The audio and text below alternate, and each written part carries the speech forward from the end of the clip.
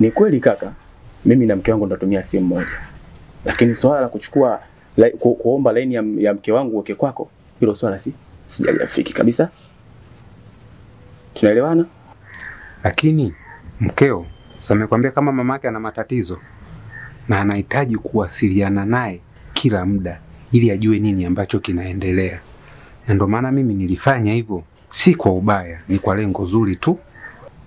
Sasa matatizo ya mke wangu mimi, wewe yanakuhusu nini?